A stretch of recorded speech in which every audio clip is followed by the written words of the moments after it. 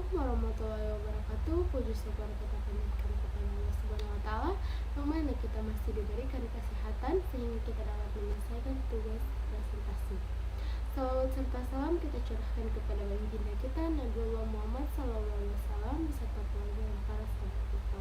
Amin ya rabbal alamin.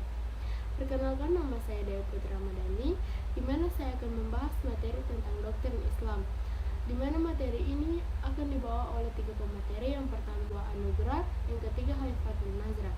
Saya akan membahas materi pertama yaitu doktrin dalam Islam. Tentang materi doktrin. Doktrin adalah sentral dalam agama Islam yang meliputi ketuhanan Allah, nubuah, rasul, wahyu, manusia, alam semesta, dan ekstalogi. Ada beberapa doktrin sentral yang harus kita ketahui sebagai seorang muslim. Yang pertama yaitu Allah, wahyu, rasul, manusia, alam semesta, serta ekstalogi hari kiamat. Penjelasan doktrin-doktrin sentral Islam dalam Islam yang pertama yaitu Allah.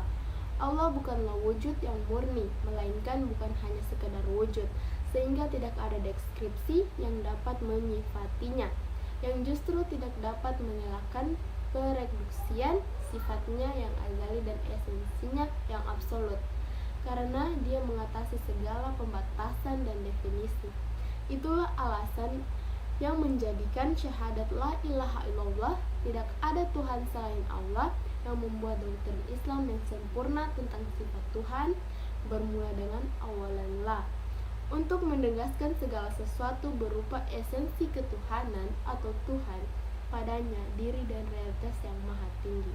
Yang kedua yaitu Rasul dan Wahyu. Menurut pemahaman Islam, Tuhan telah menjadikan nubuah sebagai realitas sentral dalam perjalanan sejarah umat manusia. Lingkaran kenabian dimulai sejak Nabi Adam alaihissalam dan ditutup dengan turunnya wahyu Al-Quran. Sifat-sifat Rasul yang pertama yaitu sidik, amanah, tabligh, fatanah. Yang ketiga, manusia. Allah menciptakan manusia pertama kali dari tanah liat Nabi Adam dan menghembuskan ruh kepadanya. Setelah itu Allah mengajarkan semua nama-nama benda padanya dan memerintahkan kepada seluruh makhluknya agar bersujud kepadanya.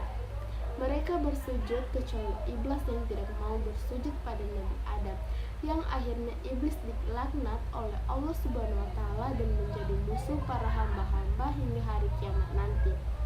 Yang keempat yaitu alam semesta.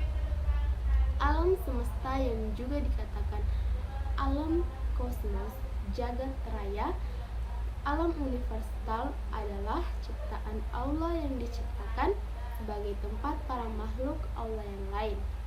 Tanah, air, hewan, pepohonan merupakan pemberian Allah yang harus kita jaga.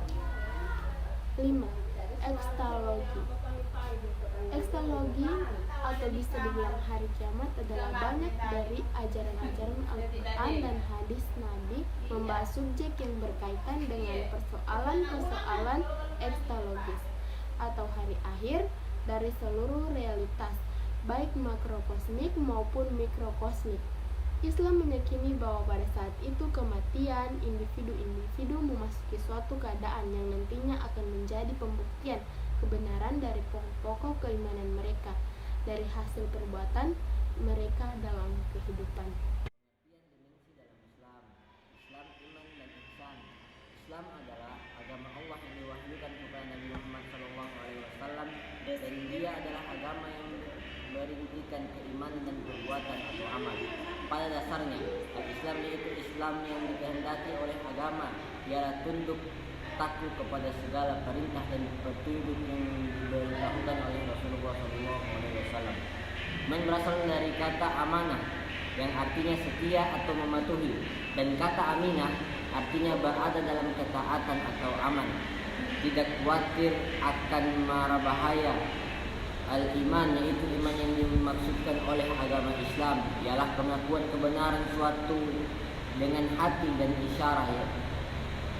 Dan isyarat ialah itikat ketetapan keyakinan dengan hati dan ikrar pengakuan dengan lidah maka dinyatakan bahwa barang siapa yang menyatakan pengakuan syahadat dan bertobat menurut pengakuan itu padahal tidak disertai dengan itikad, maka ia adalah munafik.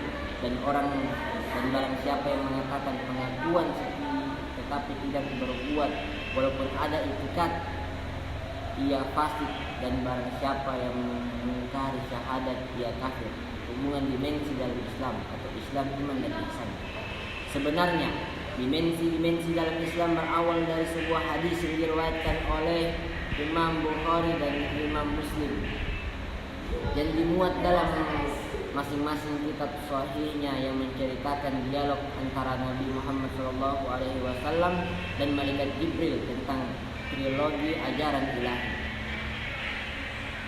Ibnu Taimiyah menjelaskan bahwa din itu terdiri dari 3 unsur, yaitu Islam, iman, dan ihsan.